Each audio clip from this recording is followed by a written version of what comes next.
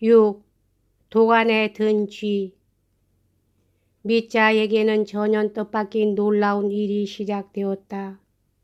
이전에는, 아니 바로 1분 전까지만 해도 그 어느 누구도 자기를 미자 까라마조프를 이렇게 대할 수 있으리라곤 생각조차 못한 일들이 벌어졌다. 이것은 무엇보다도 굴욕적인 일이었다. 또 한편으로는 너무나도 사람을 멸시하는 거만한 짓이었다. 프로코트 좀 벗으라는 것은 참을 수도 있었지만 그들은 아랫도리까지 벗으라고 요구했다. 아니, 요구한 것이 아니라 명령했던 것이다. 미자는 이 사실을 충분히 깨달았다. 그는 자존심과 그들에 대한 경멸 때문에 말 한마디 없이 이에 복종했다. 휘장 뒤로는 금사와 니콜라이 파르페노비치 외에 몇몇 사람의 농부까지 따라 들어왔다. 완력이 필요할 때를 대비해서 그러는 거겠지 하고 미자는 생각했다. 물론 다른 이유도 있을 거야. 그럼 내일도 벗어야 합니까?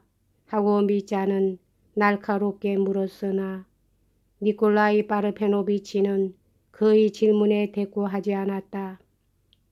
그는 금사와 함께 프로코트와 바지와 조끼, 모자 등을 금사하느라고 열중하고 있었다. 두 사람 다 이 수색에 몹시 흥미를 느끼고 있는 것이 분명하였다. 도대체 체면이고 뭐고 없는 자들이로군 하고 미자는 생각했다.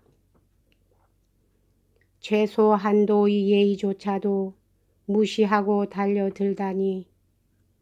다시 한번 묻겠습니다. 내일도 벗어야 합니까? 그는 더욱 날카롭게 짜증 섞인 의조로 물었다. 미리 염려하실 필요는 없습니다. 우리가 필요할 때 일러 드릴 테니까요.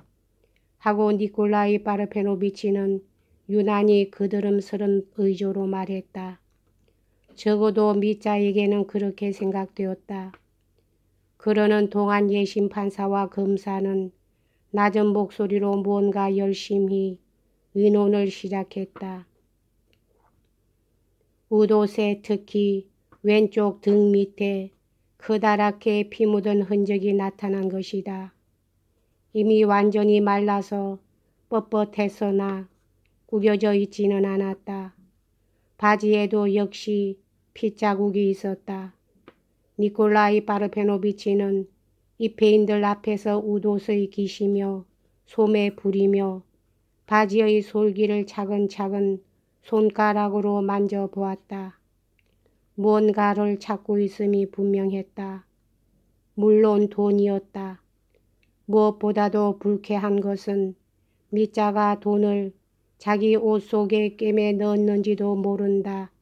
그런 지점은 능히 해낼 위인이라는 의심을 감추려고도 하지 않는 사실이었다. 이건 날 장교로서가 아니라 도둑놈으로 취급하고 있군 하고 미자는 속으로 투덜거렸다. 신문관들은 놀라울 만큼 노골적인 태도로 미자에 관한 의견을 서로 교환하고 있었다. 이를테면 역시 휘장 뒤로 들어와서 공연히 부산을 떨며 이를 거들고 있던 서기는 손가락으로 더듬어 이미 조사를 끝낸 미자의 모자에 니콜라이 파르페노비치의 주의를 돌리게 했다. 서기인 그리젠코를 기억하시지요? 하고 서기는 말했다. 지난 여름에 그 친구가 자기 관청 전체의 봉급을 수령하려 갔다가 돌아오더니 술이 취해서 돈을 분실했다고 했었지요. 그런데 그 돈이 어디서 나온 줄 아십니까?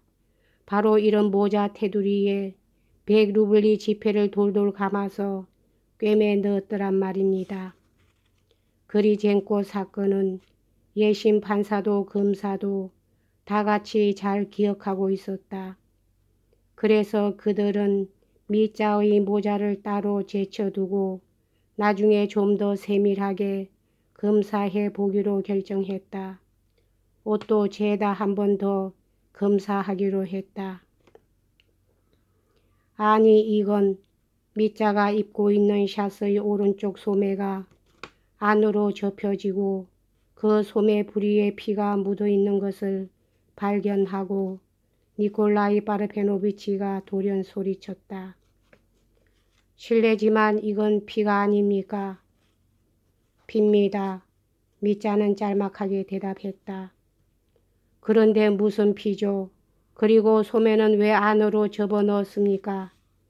미자는 그리고리를 보살펴 주다가 소매에 피가 묻었기 때문에 베르호진의 집에서 손을 씻을 때 소매를 안으로 접어넣었다고 말했다. 그럼 샤스도 역시 압수해야겠습니다. 이건 증거물로 아주 중요한 것이니까요. 미자는 얼굴을 확 붉히며 분개했다. 그럼 난 벌거벗은 채로 있으란 말입니까? 하고 그는 소리쳤다. 염려 마십시오. 우리가 어떻게든 마련해 드릴 테니까요. 아무튼 지금은 그 양말도 좀 벗어주셔야겠습니다. 농담을 하시는 건 아니겠죠. 그래 정말로 그렇게 해야만 한단 말입니까? 미자의 눈이 번들거렸다. 농담이 아닙니다. 니콜라이 바르페노비치가 엄격하게 말했다. 할 수 없군요. 꼭 그래야만 한다면. 나는 다만. 미자는 이렇게 중얼거리며 침대에 걸터앉아 양말을 벗기 시작했다. 그는 이루 말할 수 없이 부끄러웠다. 모두들 다 옷을 입고 있는데 자기만이 벌거숭이가 된 것이다. 그리고 이상스럽게도 옷을 벗고 나자 그는 자기가 정말로 이 사람들한테 무슨 죄라도 저지른 것 같은 느낌이 들었다. 자기야말로 그들보다 가장 열등한 인간이 되어버려서 이제는 그들에게 자기를 멸시할 당연한 권리가 있다고 믿고 싶은 기분이 들었다. 모두들 다 옷을 벗고 있다면야 부끄러울 게 없겠지만 나 혼자만 벌거숭이가 되어 다른 사람들의 구경거리가 되다니 이런 지옥이 어디 있담 하는 생각이 몇 번이나 그의 머릿속에 떠올랐다. 꼭 꿈만 같구나. 난 가끔 이런 치욕스런 꼴을 당하는 꿈을 꾸곤 했었지. 그러나 양말을 벗는다는 것은 그에게는 커다란 고통이었다. 양말은 몹시 더러웠고 속옷도 역시 그러했다. 그것을 모든 사람에게 보여야 하는 게 아닌가. 그러나 무엇보다도 그는 자기의 발이 마음에 들지 않았다. 자기의 커다란 발톱을 볼 때면 왜 그런지 언제나 징그러운 느낌이 들었다. 특히 아래쪽으로 구부러진 볼품없는 넓적한 오른쪽 발톱 하나가 보기 싫어 견딜 수 없었다.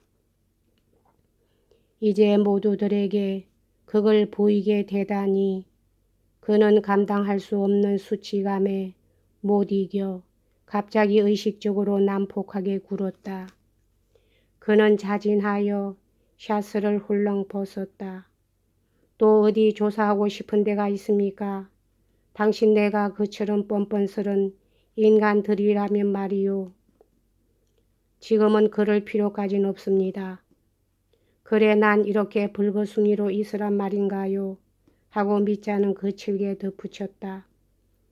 그렇습니다. 잠시 동안은 별 도리가 없군요. 죄송합니다만 잠깐만 여기 앉아서 침대의 담요라도 두르고 계십시오.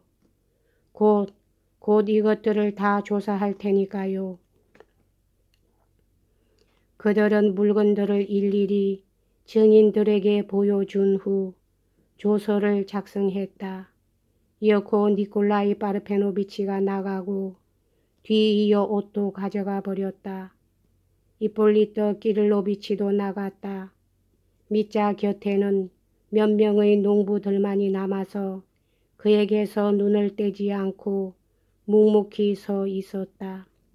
미자는 다묘를 몸에 둘렀다. 추위를 느꼈던 것이다. 맨발이 드러났지만 아무리 애써도 그는 다묘로 그 발이 보이지 않게 덮을 수가 없었다. 어찌된 일인지 니콜라이 파르페노비치는 오랫동안 견딜 수 없을 리만큼 오랫동안 돌아오지 않았다. 나를 강하지만 또 못하게 생각하는 모양이군 하고 미자는 이를 갈며 생각했다. 그 대먹지 않은 검사 녀석까지도 나가버린 걸 보면 나를 경멸하고 있는 게 틀림없어. 아마도 벌거벗은 나를 보기가 매섭고워진 모양이지.